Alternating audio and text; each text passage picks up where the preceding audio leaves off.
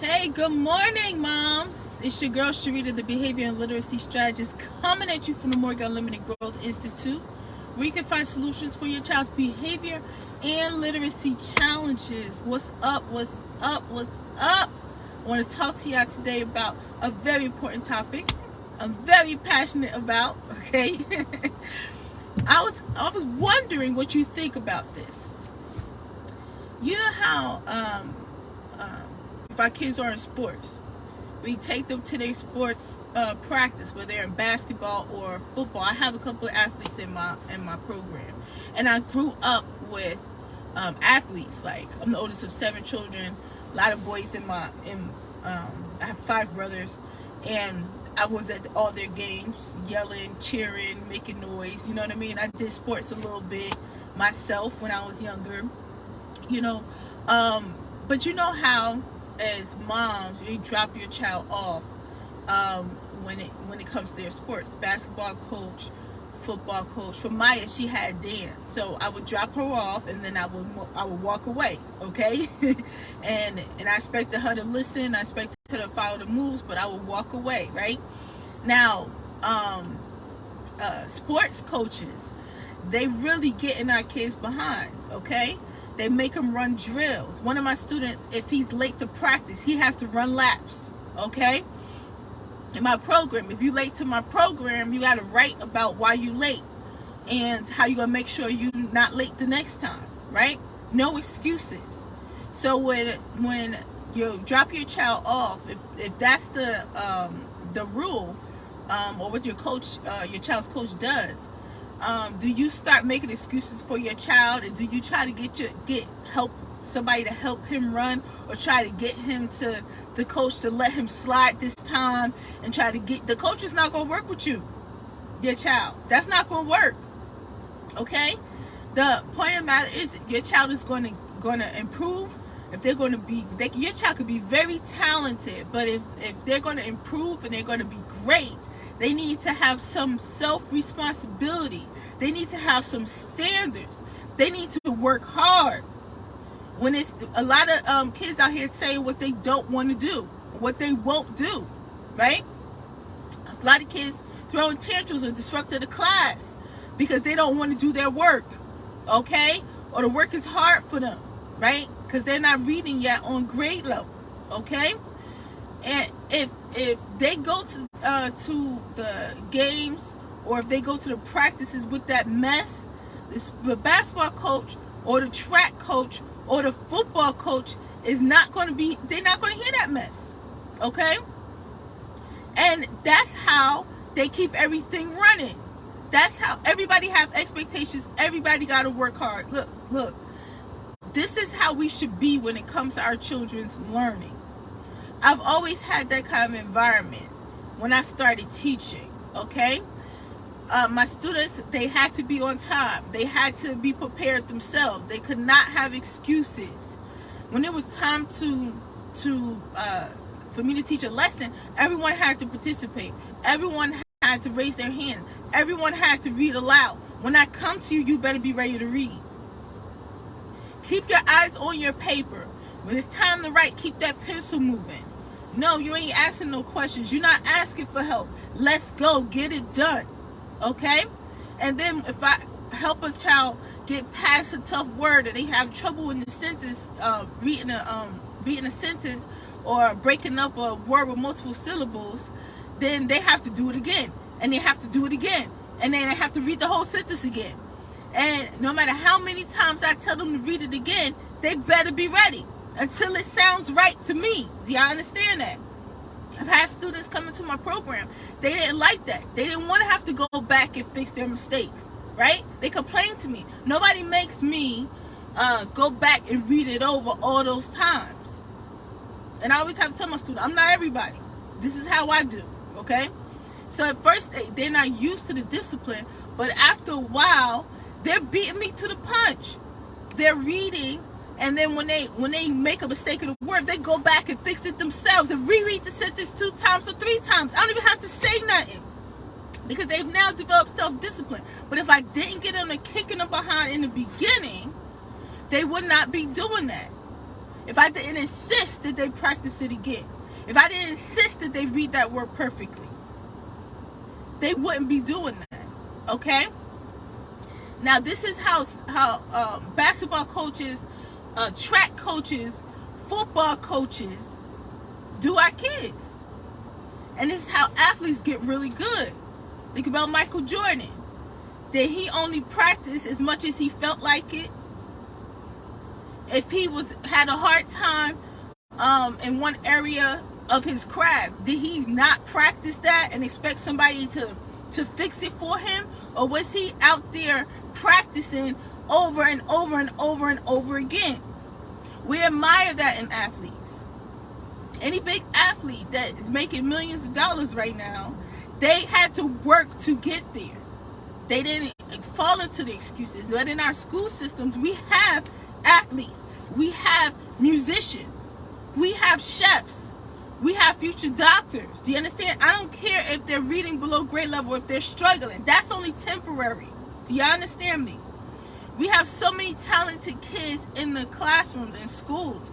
And when they are reading below grade level, when they're not handed in their work assignments, when they can't spell, when they can't write a paragraph, when they don't know how to put a period at the end of a sentence, when that is happening, instead of getting tough on them and requiring that they work on it and work on it and work on it until they master it, which is what we do here at the Morgan Unlimited Growth Institute. Instead of doing that, we get them help. They need help. They need somebody to read it for them. They need somebody to help them spell. They need somebody to overlook the fact that they have missing periods in this paragraph, because that's a part of their disability. Y'all, I know some of y'all probably have a problem with me right now, but I gotta say it. I feel very passionately about this. We should not be having our kids going every day with something that is hindering their progress, something that's getting in the way of their academic progress, holes in their literacy foundation, holes in their math foundation, testing really low. They are 6th grade, but they're reading and functioning on the 2nd grade level. We should not have our kids having this situation, but at the same time, it's not a priority to them. It's not something that they're working on every day. And instead of them working on it every day and us having high expectations, it's a disability. They need help. These are the services that are provided. Well, the services that are provided only helps them a portion of the day. They need to be on it. It needs to be in their faces all the time. They need to be working on it constantly. Every single day they need to be working on it. Okay? Now, if your child has this help in school, if they're hearing this is hard for them, they're not able to do it. It's their ADHD. They can't focus, right? And we're looking for a diagnosis that fits the difficulties that our children are having. And then we say, oh, that's what it is. And we tell them, oh, that's what it is. And they're in school and they believe that I have this disability or I can't focus. Children will act accordingly. I've been working with kids for years, honey. I've been working with kids for years. They will act accordingly because they're not focused on their growth. They're focused on their excuses. They're not focused on their growth.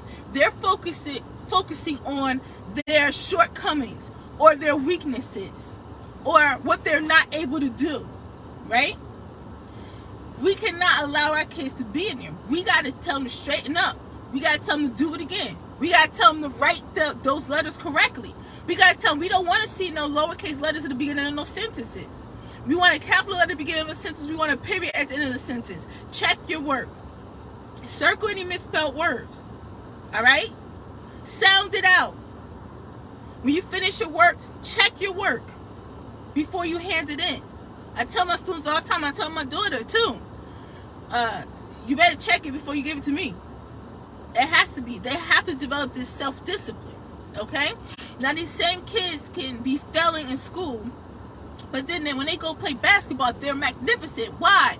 Because they have decided, I'm going to keep going till I master this. I'm the best. Can't nobody touch me out here. Okay? They are challenging people. Okay? That's how they're thinking. They have that self-discipline, and they will practice over and over. Now put them with a coach, and it's all over.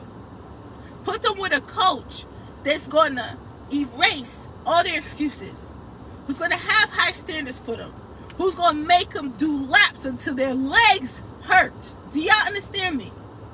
Who's going to yell at them because I cannot believe you're not focusing enough to catch that ball. All right?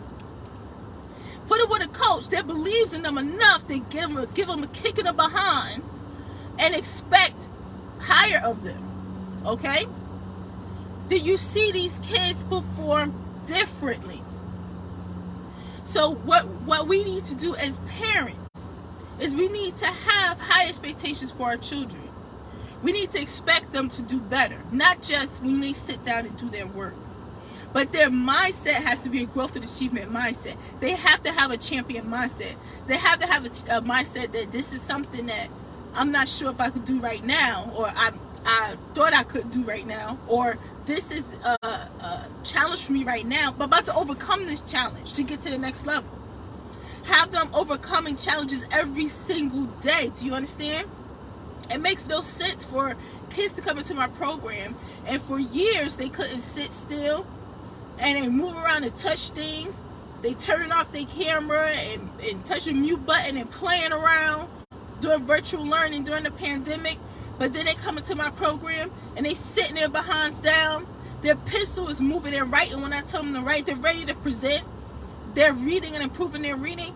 It makes no sense for that to happen if our children were not able to do it. They are able to do it. They are able to read better. They are able to learn their math better. They are able to focus better. They are able to develop self-discipline and self-control, self-awareness and self-motivation, okay, self-accountability.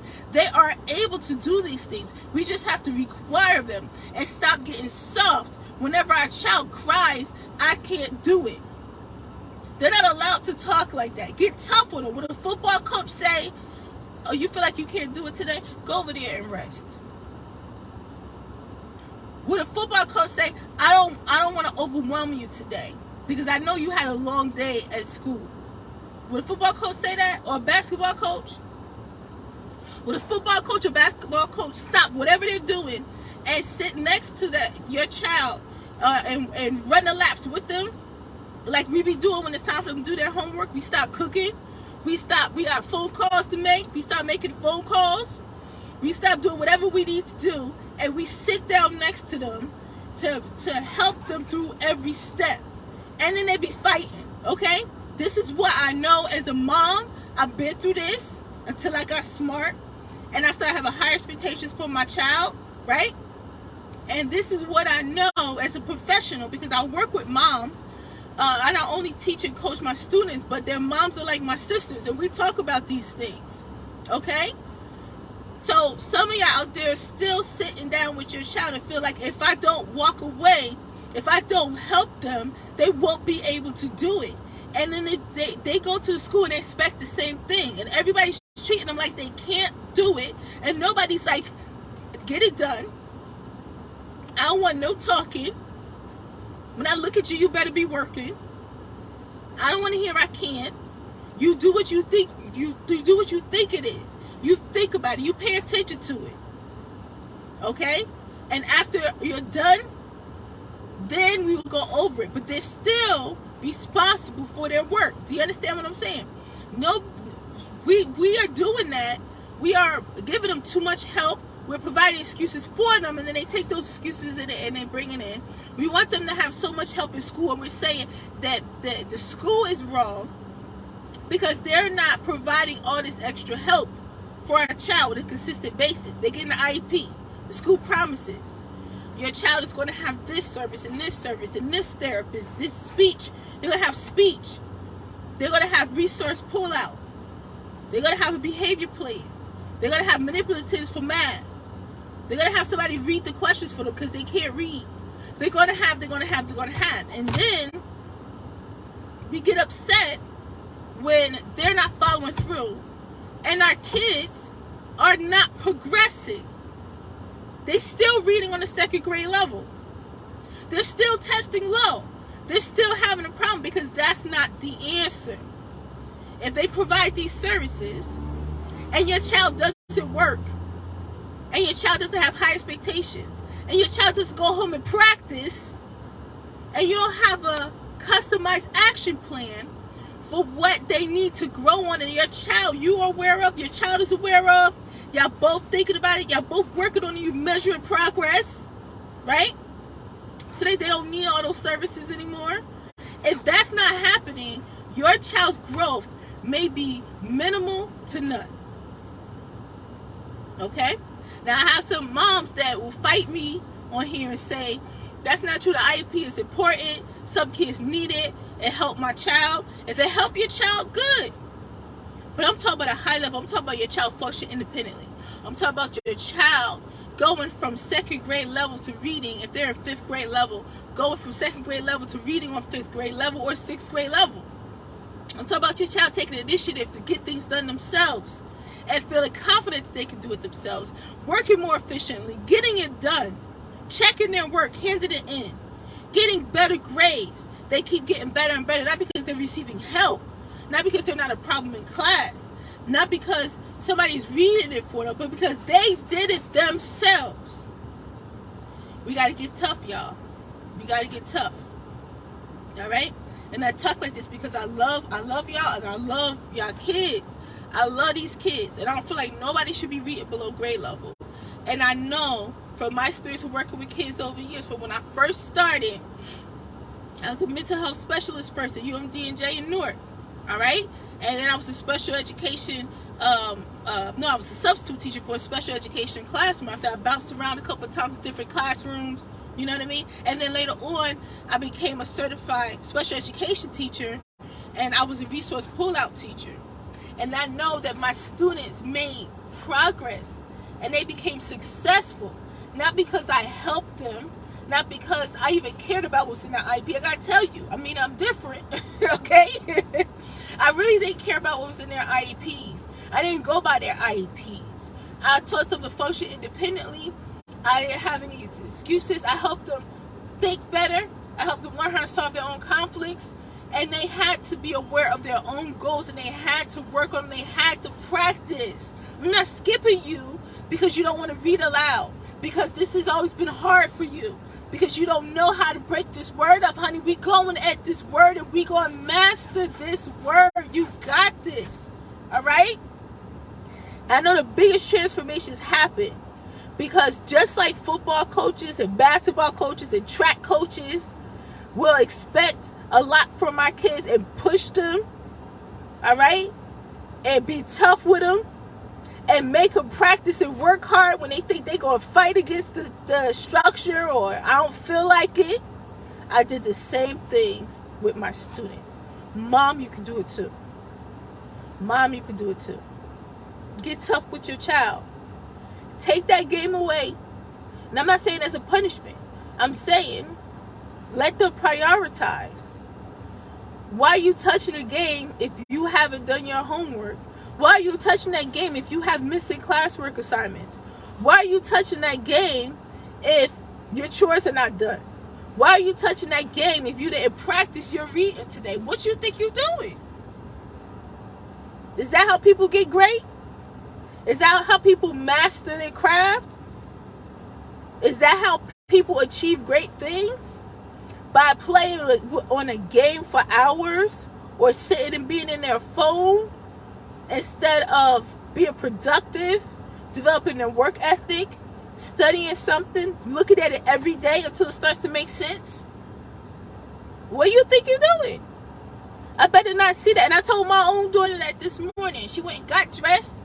She began dressed on her own since she was 4 years old. She does a good job.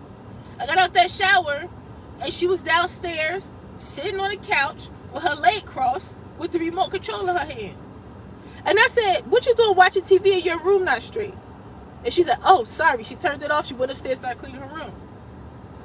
So we got to prioritize this. She also has to practice every day. She's practicing things every day, okay? And another student in my class with her The both of them just got promoted from the beginners elementary group to the advanced elementary group, y'all. This is the first time in history this ever happened in this program. I've been doing this program a couple of years, which shows you what's possible. They both started with me when they were 4 years old. And the advanced elementary group is for kids to help them function at or above their grade level. Beginners elementary group is when they come in and they are lacking the basics, and I have to start from scratch. They went from the early learning group at 4 years old, because that's the youngest you could be to be in my program. At 4 years old, and they outgrew that group. Okay, they did so well. They got promoted to the beginners elementary group. Now they're being promoted to the advanced group. That's the first time 3 promotions have happened within my program. Number 1. Number 2, this is the first time a promotion from the beginners elementary group to the advanced elementary group has happened with kids who are kindergarten. These kids are now being taught on the 2nd grade level because they have learned how to read, and they are very good. They learn how to write. So the beginners elementary group will be for kids who I have to teach the basics, like sight words, sounds, letter sounds, digraphs, consonant blends, putting them together, even form a word, how to write a sentence. They've already done that. So if a new student come into my program, they would not be an appropriate match. It's very customized. I could not put them in the same program with my daughter and my other student. Okay? So they have to be promoted, and they're going to be the youngest kids ever in the advanced elementary group. Why? Because myself and my other student's mom make sure that they work every day. They work on their craft. They have goals. You know, they practice at home. There's nothing your child can't accomplish. Okay? So I want you to understand that. And it's nothing, wherever your child is right now, and you want them to grow, whatever their challenge is right now, is temporary. Get a plan in place. Get tough. Throw out all the excuses from your mind and your child's mind, because excuses just mean we don't think that they can accomplish it. They just haven't accomplished it yet. They can accomplish anything. Do you understand me? So we will kick the excuses out of our own heads. We will not make excuses for them when they misbehave, when they're not focused, when they're not completing their work, when they are falling apart because it's time to read something. We will not coddle them. We will not make excuses for them. We will tell them, don't talk like that. I don't want to hear no crying aloud. Say, I got this. Get back on it. Get them refocused. Make sure they are working and practicing, because they can accomplish anything. So let's stop focusing on giving them help, giving them excuses, and defending them. And let's focus on getting tough. And we're going to have our children approach academics like if they were to approach a little league, or they were to approach a championship game where they got to go all in. They got to focus. Like I'm about to, well, this time to take a test. They got to focus. They're going to go all in. I'm about to smash this test. I'm going to get 100 today. I've been practicing at home. I'm about to kill it. I got this. That's how we want our kids to think. That's what we're going to do. No more excuses. All right? We get it tough, y'all. Why? Because we love them and we believe that they can do anything. We got this. I love y'all so much, and I'll talk to you again soon. All right? Believe in yourself. Believe in your child, honey. And always remember that growth is unlimited. It sure is, honey.